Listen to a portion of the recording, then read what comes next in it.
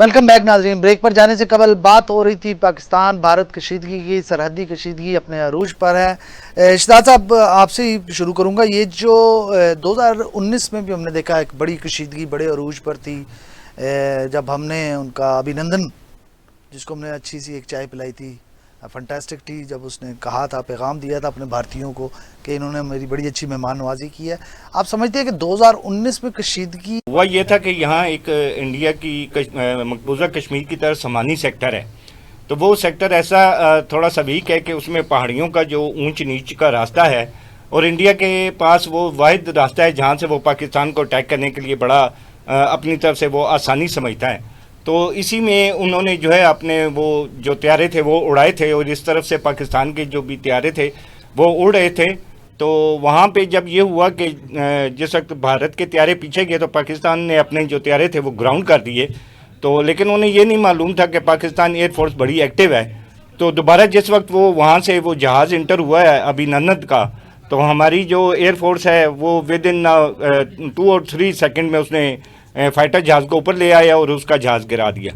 تو اس وقت بھی بڑی ان کے لیے پریشانی اور شرمندگی کی باعث بنی اور پوری دنیا میں جگ ہزائی کا باعث بنا. اور اگر کشیدگی کے حوالے سے بات کی جائے تو آج کے دور کی کشیدگی زیادہ ہے جو بنسبت اس کے تھی, اور اس دفعہ تو اس کو یہ تھا غرور کہ میرے ساتھ امریکہ بھی ہے, اسرائیل بھی ہے, تو میں جو ہے پاکستان کو اس پہلگام واقعے کا سہارا بنا کے تو جو ہے اس کے اوپر اٹیک کر لوں گا. مگر اس کی خام خیالی میں بھی یہ نہیں تھا کہ سب سے پہلے اس کے گھر کے اندر سے ہی جو سکھ برادری ہے وہ کھڑی ہو گئی. انہوں نے کہا کہ ہم پاکستان مرد آباد کا نعرہ نہیں لگا سکتے. آپ کو یاد ہے کہ کل وہاں پر ایک جو سکھ خاتون تھیں انہوں نے ایک سانگ بنایا تھا کہ ہم پاکستان مرد آباد نہیں کہہ سکتے, اس کے اوپر اس گانے پہ بھی پابندی لگا دی. تو یہ بھارت کو نہیں یقین تھا کہ یہاں پر سکھ برادری بھی کھڑی ہو جائے گی, ادھر سے چین کھڑا ہو جائے گا, ادھر سے بنگلہ دیش آ جائے گا اور ہم ان کا جو ہے وہ مقابلہ کر سکیں. اس وجہ سے وہ وہاں پہ بھاگ گئے.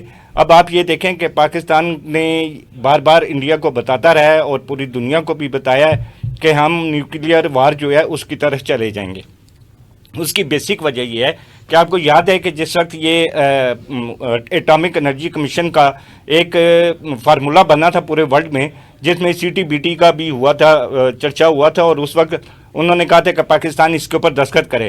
پاکستان دنیا کا وہ واحد ملک ہے جس نے اس جو ایگریمنٹ تھا اس کے اوپر سائن نہیں کیا تھا. اس لحاظ سے پاکستان مکمل آزاد ہے. وہ دنیا کا شاید پہلا ملک ہوگا جو فرسٹ ٹائم میں پہلی حالت میں جو ہے وہ بم استعمال کر سکتا ہے ایٹامک. یہ بھی انڈیا کو پتہ ہے کہ پاکستان ہمارے اوپر ایٹامک بم کسی بھی وقت پھینک سکتا ہے جب کہ اس کو دنیا نہیں روک سکتی. دنیا کا قاعدہ یہ کہ وہ ایٹامک اپنا بم اس وقت استعمال کریں گے جس وقت وہ ملک بالکل آخری حالت میں ہو جائے گا. اس وجہ سے بھی بھارت کو پتہ ہے کہ پاکستان کسی بھی ٹائم جو ہے یہ یہاں پر اٹیک کر دے گا اور ان کے لیے صورتحال جو ہے مشکل ہو جائے گی. یہ دریندر مردودی نے جو یہ کام کیا ہے سارا یہ بیوقوفی میں کر گیا ہے, اس کو علم ہی نہیں تھا. کاشف صاحب میں آج آپ کے پروگرام میں بتا بڑا ایک دلچسپ نام رکھ دیا اس کا. جی درندہ ہی ہے نا, دریندر مردودی کہیں گے نا اس کو. صحیح. بات یہ ہے کہ اب آپ یہ دیکھیں وہ ہمارے آرمی چیف کو باتیں کرتا ہے, ہماری فوج کو باتیں کرتا ہے. اس کا جو آرمی چیف ہے اس سے تگڑا تو ہم وہ کیڑا مچھلی کے کنڈے میں لگاتے ہیں جو ہم مچھلی کا شکار کرنے کے لیے استعمال کرتے ہیں. آپ ہمارے آرمی چیف کو بات کرتے ہیں, آپ اپنے پہلے حالتوں کو دیکھیں پھر پاکستان کی طرف آ کے بات کریں. آپ کی تو اتنی کریج اور ہمت نہیں ہے کہ آپ اس کے اوپر آ کے بات کریں. تو یہ سارا سلسلہ انہوں نے یہ ساری گیم کی ہے. انفارمیشن وار میں آپ ہار گئے, دنیا کی ضلالت آپ کے اوپر پڑی, پوری دنیا آپ کو دہشت گرد کہہ رہی ہے کہ آپ دہشت گردی کا بھی آپ کے پاس ایک ثبوت بھی نہیں ہے کہ آپ پیش کریں کہ پاکستان اس میں انوالو تھا یا نہیں تھا. آپ کے پاس ہے ہی نہیں ہے. اب آپ نے کیا کیا ہے کہ انہوں نے جس وقت یہاں پر نہیں ہوا تو اب انہوں نے جو مظلوم کشمیری ہیں ان کے اوپر ظلموں کا پہاڑ توڑنا شروع کر دیا ہے. آپ نے ان کے گھر مسمار کرنے شروع کر دیے ہیں.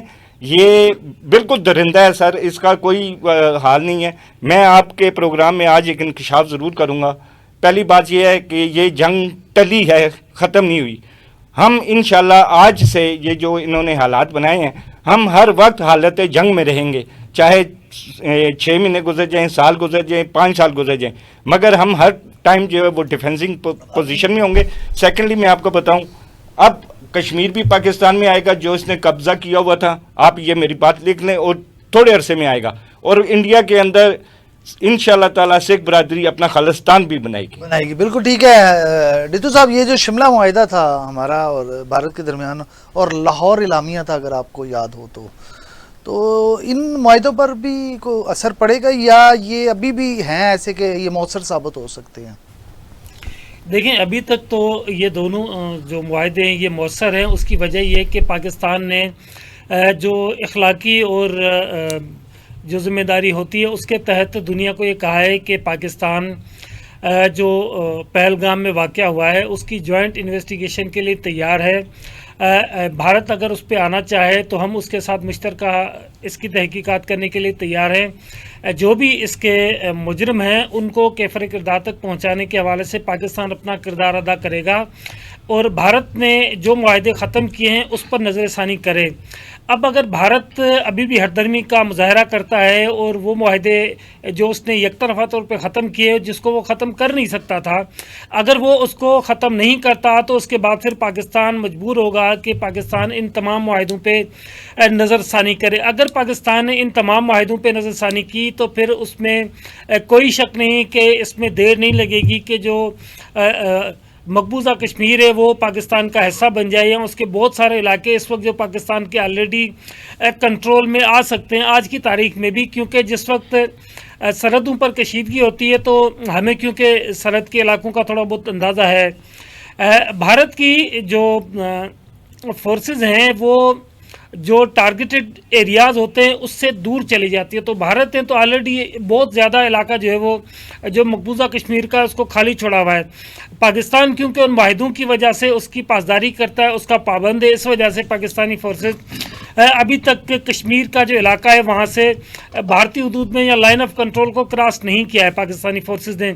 लेकिन इस वक्त भी अगर आप देखें तो जो कश्मीर का इलाका है वहाँ पर तकरीबन 2-3 किलोमीटर तक तो भारत पहले ही पीछे जा चुका है, क्योंकि भारत का मैंने उस दिन भी आपको बताया कि जो पोजीशन होती है कि भारत की जानिब से जब लाइन ऑफ कंट्रोल पर बिला इश्तियाल फायरिंग की जाती थी तो वो अपनी चौकियों से फायर नहीं करते थे, क्योंकि उसको पता था पाकिस्तान ने जो जवाबी वार करना है उसने हमारी चौकी उड़ा देनी है, लिहाजा वो अपनी चौकी से बहुत दूर चले जाते हैं ताकि ये अपनी जान बचा सके। मुसलमान का ईमान ये कि या तो गाजी या शहीद। अब हिंदुओं के साथ तो ये प्रॉब्लम नहीं है, वो मर गए तो मर गए।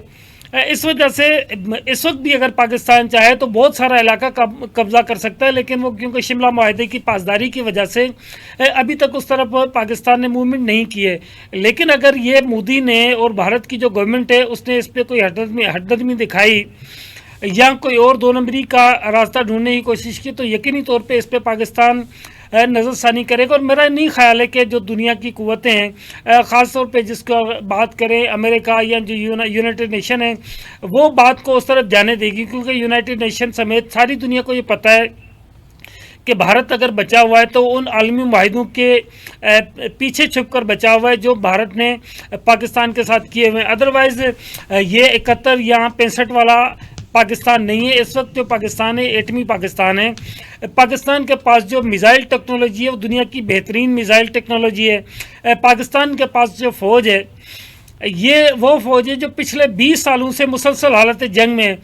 मेरा ख्याल है भारत ने तो सिवाय 2 फायर करने के कश्मीर के इलाके के इसके अलावा तो उन्होंने 2 फायर नहीं किए।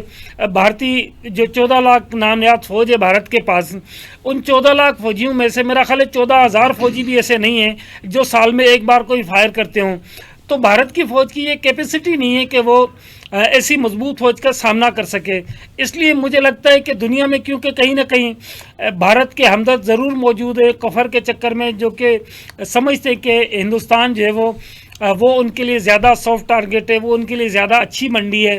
तो वो जो पैसों के पीछे छुपने वाले या जो मल्टीनेशनल कंपनीज़ हैं उसके जो इन्वेस्टर्स हैं या जो उसके दीगर महरकात हैं वो यकीनी तौर पे भारत के लिए कहीं ना कहीं सॉफ्ट कॉर्नर रखते हैं। हम क्योंकि मुसलमान हैं तो मुसलमान तो कुफर की सारी दुनिया के लिए पहला टारगेट, और पाकिस्तान क्योंकि वाहिद मुस्लिम दुनिया का एटमिक पावर है, लिहाजा पाकिस्तान सारी दुनिया को खटकता है। इस वजह से भारत के लिए कहीं ना कहीं हमदर्दी पाई जाती है। बाकी भारत इस चीज़ का मुतहम्मिल ही नहीं हो सकता कि पाकिस्तान अगर शिमला मुआहदे पे नज़रसानी करता है तो भारत कोई 1 घंटे के अंदर अंदर मुज़ाकरात की मेज़ पे नहीं आएगा। सही है, सही है। मंडला साहब, ایک چیز ہے کہ کشمیر، مقبوضہ کشمیر، بھارت نے جو قبضہ کیا ہوا ہے کشمیر پر، ہم دیکھتے ہیں کہ وہ ریاستی جبر ہوتا ہے وہاں پہ، تو ایک تو وہ مسئلہ ہے ایک بنیادی. آپ کو لگتا ہے کہ اس کے علاوہ بھی دیگر عوامل ہیں جو بھارت پاکستان کی مخالفت کرتا ہے، 1947 سے کرتا آ رہا ہے؟ دیکھیں بات یہ ہے کہ اس میں تو کوئی دوسری رائے نہیں کہ اگر وہ کشمیر میں 9 لاکھ فوج رکھ کے بیٹھا ہے تو اس کا مقصد ہے کہ وہاں جبر اور ظلم کے ذریعے اس کی سلطنت قائم ہے. اور اگر وہ اس 9 لاکھ فوج کو ریموو کرتا ہے وہاں سے تو میرا خیال ہے وہ کہاں اس کے پاؤں لگتے ہیں. پھر اس کے علاوہ جو جتنی اقلیتیں ہیں بھارت کے اندر، وہ سکھوں نے اپنا جو نعرہ دیا ہوا ہے خالصتان کا، تو میرا خیال وہ بھی اس کو پتہ ہے. پھر وہ دلت ہیں، کرسچن ہیں، پورے بھارت کے اندر جہاں جہاں مسلمان ہیں ان کی زندگی حزیرن ہے. وہ سٹیزن شپ کے قانون سازی کے حوالے سے آپ دیکھ لیں، ابھی جو وفاق کا وہ بل پاس کر رہے ہیں، جتنے بھی جو مساجد ہیں یا مزارات ہیں ان کی لاکھوں ایکڑ اراضی کو ایک قانون کے ذریعے ضم کر رہے ہیں. میرا ہے کہ یہ جو جذبات مسلمانوں کے اپنے گھروں کے ساتھ، اللہ کے گھروں کے ساتھ، مساجد کے ساتھ ہیں یا اولیاء اللہ کے مزارات کے ساتھ ہیں، میرا خیال ہے بھارت کو شاید اس نفرت کا اندازہ نہیں ہے، اندازہ ہو چکا اس کو. وہ اسی لیے ابھی دیکھیں نا کہ جو ہی یہ ٹینشن شروع ہوئی دونوں طرف، تو اس نے کیا کیا، جو RSS کا ہیڈ ہے اس کے ساتھ اس کی کو لمبی طویل کو 5-6 گھنٹے کی میٹنگ ہوئی اور اس کو ٹارگٹ کیا دیا گیا کہ آپ نے پورے بھارت کے اندر جہاں جہاں مسلمان رہتے ہیں ان کا جینا جو ہے نا وہ محال کرنا ہے. آپ مقبوضہ کشمیر کے اندر دیکھیں کہ وہاں کشمیری مسلمانوں کے گھروں کو گرایا جا رہا ہے. 2000 سے زائد کشمیریوں کو گرفتار کیا جا چکا ہے. اس کی وجہ کیا ہے کہ خوف. اس کو پتہ ہے کہ جو ہی یہ گریپ میری اٹھ جائے گی تو میرا خیال ہے کہ میرے پاؤں یہاں نہیں لگیں گے. وہاں ویسے بہت ساری اندر وار چل رہی ہیں، اس کے بھارت کے ٹکڑے ہو کے رہنے ہیں، اس میں تو کوئی دوسری رائے نہیں ہے. اور وہ اس کمزوری کو چھپانے کے لیے کبھی امریکہ کے ساتھ ملتا ہے، کبھی اسرائیل. جتنا بھی ابھی ظلم اور جبر فلسطین میں ہو رہا ہے، تو کیا آپ کو نہیں پتا کہ یہ اس میں قتل و غارت میں بھارت شامل ہے؟ وہ بالکل پریکٹیکلی جا کے قتل و غارت کر رہا ہے. امریکہ سارا ساز و سامان وہاں دے رہا ہے. تو میرا کہ انٹرنیشنلی جو قوتیں ہیں ان کی طرف ہمیں دیکھنا یا جا کے ان سے توقعات رکھنا کہ یہ ہماری کو بھلائی کے لیے فیصلے کریں گے. یہ جتنی بھی اگر ٹینشن ہے تو قرارداد جو ہے ادھر اقوام متحدہ میں کشمیر کی، تو یہ کن کی ذمہ داری تھی؟ یہ تو اقوام متحدہ کی ذمہ داری تھی، ان طاقتوں کی ذمہ داری تھی کہ ان قراردادوں کے اوپر منو ہن جو ہے نا وہ عمل کرواتے اور کشمیریوں کو حق خود ارادیت دیتے، وہ اپنا فیصلہ کرتے. اور کیوں یہ بھاگ رہے ہیں؟ ابھی 5 اگست 2019 کو 370 اور 35 سے جب اس نے ریموو کیا اور اس کے بعد وہاں ہندو میجارٹی RSS کے گنڈوں کو جو ہے نا لا کے وہاں جو ہے نا وہ رہائشیں دی جا رہی ہے تاکہ وہ مائنارٹی میں جو ہے نا وہ مسلمان ہو جائے اور جو میجارٹی جو ہے نا ہندو کی ہو جائے، اور اس کے بعد وہ دنیا کو کہے کہ ٹھیک ہے جی آپ الیکشن کرا لیں. دنیا سمجھتی ہے اور ہم بالخصوص سمجھتے ہیں. میرا خیال ہے کہ اس بات سے وہ بھاگ نہیں سکتا. یا یہ 2019 میں بھی اس نے دیکھ لیا کہ جب اس نے پلوامہ کا ڈرامہ کیا، پھر بالا کوٹ آیا اور بالا کوٹ کا جب ہم نے اس کو جواب دیا، اس کے 2 طیارے جو ہے نا وہ جب شوٹ ڈاؤن کیے، ان کا ابھینندن کو ریسٹ کیا.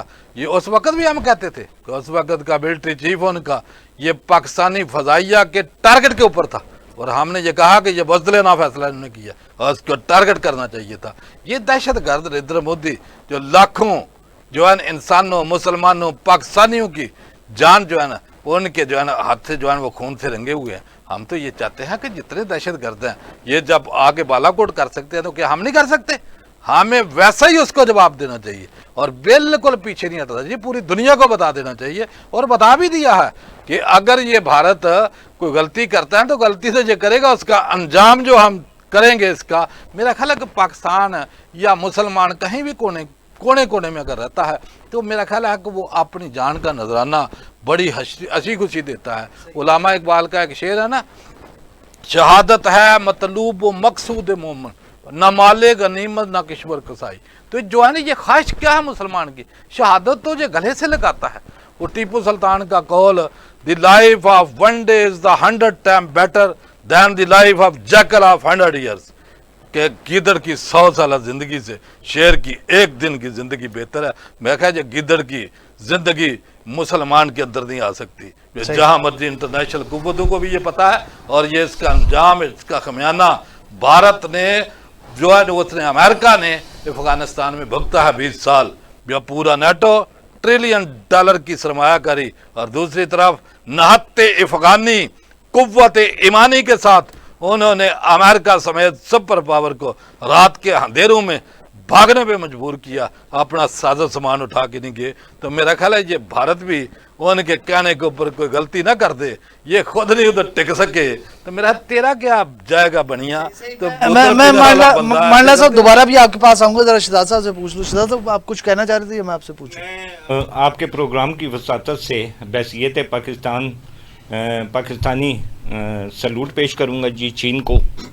मैं उस सिख बरादरी को जिन्होंने इस वक्त में पाकिस्तान जिंदाबाद का नारा लगाया, मैं बांग्लादेश के अपने भाइयों को सल्यूट करता हूँ, सलाम पेश करता हूँ, जिन्होंने पाकिस्तान के लिए जो है हिंदुस्तान के लिए बॉर्डर बंद किया और पाकिस्तान के लिए खोला। मैं पाकिस्तान के अंदर बसने वाले जितने भी हमारे सिख हिंदू बरादरी के लोग हैं, क्रिश्चियन बरादरी के लोग हैं, उन्हें भी खराज तहसीन पेश करूँगा कि उन्होंने पाकिस्तानी होने का सबूत दिया और वो पाकिस्तान के शाना बशाना खड़े हुए। इंशाल्लाह हमारी जो इत्तेहादी कुव्वत है यही जो है मोदी की मौत है और उसको मारने के लिए काफ़ी है। सही हो गया, सही हो गया। शहजाद साहब एक जाते जाते छोटा सा सवाल है, छोटा सा जवाब आपसे चाहिए। दोनों ममालिक के दरमियान जो तजारती ताल्लुकात मुनक़ता हुए हैं, लेकिन शहरी का तो कोई कसूर नहीं है ना। अगर सरकार आपकी करप्ट है, चोर है, वो दहशतगर्द है, वो RSS थॉट को लेके चलना चाह रही है, तो शहरियों का तो कोई कसूर नहीं ना उसमें। तो तजारत से दोनों मुल्कों के शहरियों को जो है वो मुश्किलात का सामना तो जी है। बिल्कुल, ये एक ऐसा पॉजिटिव आपने पॉइंट बयान किया। देखें इस वक्त भारत की भी जो हालत है वो कुछ ज़्यादा बेहतर नहीं है, पाकिस्तान की भी इकॉनमी जो है वो भी ग्रोथ कर रही है। तो मेरा ख्याल है इस मामले के ऊपर दोनों ममालिक को, ख़ास तौर पर भारत को ये सोचना चाहिए, जंग किसी मसले का हल नहीं है। आपके मुल्क के अंदर भी भूख नंग है, बेरोज़गारी है, मुश्किलात हैं, परेशानियां हैं, इनको ख़त्म करें। आपने मुकाबला करना, आए हमारे साथ मईशत में मुकाबला करें। जंग में, एमुनेशन में, फाइटिंग में आप जीत नहीं सकते। इसको ना का मसला बना के ना सिर्फ हमारा नुकसान करें, आप अपने मुल्क का ज़्यादा नुकसान करें। और मैं तो ये समझता हूँ कि जी हालात बेहतर हों, दोनों मुल्क के अंदर जो है वो तिजारत होनी चाहिए, लेकिन वो अब तिजारत जो है वो एक तरफा ना हो, बिल्कुल बैठकर दो तरफा और बराबरी की सतह पर होनी चाहिए। ठीक हो गया। डिटू साहब ये जो कशीदा माहौल है दोनों तरफ, पाकिस्तान और भारत की तरफ, तो आप नौजवानों को किस नज़र से देखते हैं कि दोनों साइड के जो नौजवान हैं उन्हें इसमें, उन प्लस सिविल सोसाइटी दोनों तरफ की देखें, हम अगर अपने माजी में जाएं तो हमारा तकरीबन रहन सहन, रिहाइश, खाना पीना, हमारे जो तौर तरीके हैं एक इस्लामिक पॉइंट ऑफ व्यू को छोड़ के बाकी चीज़ों में हम एक जैसे हैं। तो आपको क्या लगता है कि क्या किरदार अदा करना चाहिए इस कशीदा माहौल में सिविल सोसाइटी को दोनों जानब से और नौजवानों को ख़ास तौर पे?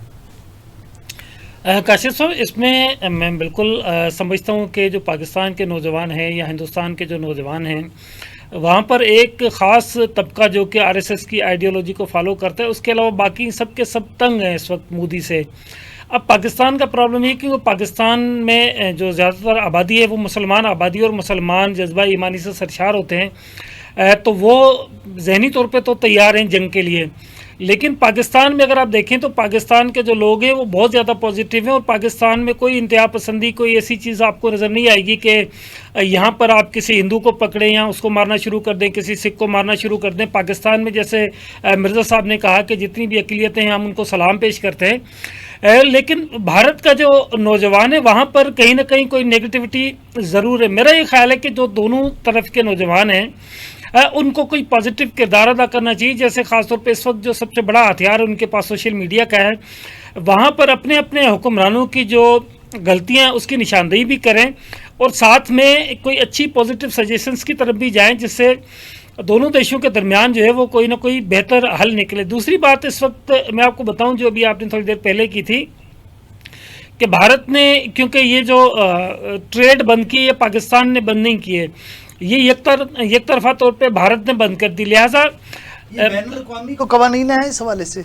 बैनुल-अक़वामी कवानीन भी हैं, लेकिन इस वक्त क्योंकि पाकिस्तान और उनके दरमियान जो बाहिमी मुआहिदात थे उसकी बुनियाद पे ये सारी ट्रेड हो रही थी। सबसे ज़्यादा नुकसान भारत को है, क्योंकि हमारे पास से सब्जियां, फल फ्रूट, इस तरह की जो चीज़ें ज़्यादा आती थी वो भारत से आती थी। भारत को हमसे ज़्यादा फ़ायदा था। तो मेरा ख्याल है कि भारत ने ये जो बंद किया है उसने अपने जो किसान भाई हैं उन लोगों के लिए मुश्किलात खड़ी कर दी हैं, क्योंकि पाकिस्तान के जो सरहदी इलाके थे वहाँ पर जो लोग आबाद हैं वो बजाय दिल्ली या दूसरी तरफ अपनी चीज़ें कोई बेचें, उसके मुकाबले जब वो पाकिस्तान बेचते थे तो उनको ज़रा इजी पड़ता था, आसान पड़ता था। लेकिन ये क्योंकि बंद भी भारत ने की और इसका नुकसान भी भारत को सबसे ज़्यादा है, तो मेरा नहीं ख्याल कि हिंदू बनिया अपना कोई माली नुकसान ज़्यादा देर बर्दाश्त कर सकता है। अब ये देखना ये कि भारत में जो आवाज़ें हैं, बुनियादी तौर पे वहाँ पे दो चीज़ें बड़ा प्रॉब्लम है। एक तो वो लोग जो कि मोदी के खिलाफ बोलना चाहते हैं, उनको आरएसएस की जो आइडियोलॉजी है उससे डर लगता है कि जैसे वो मुंह खोलते हैं तो ये उनको मारना शुरू कर देते हैं, उनके घर जलाना शुरू कर देते हैं। इंक्लूडिंग यहाँ पर टीवी प्रोग्राम में बैठे बैठे हमारे साथी अगर कोई उनसे इख्तिलाफ करे तो ये कहते हैं कि जी ये तो भारतीय नहीं है, ये उनका दुश्मन है, ये गालम गलोच पे उतर आते हैं।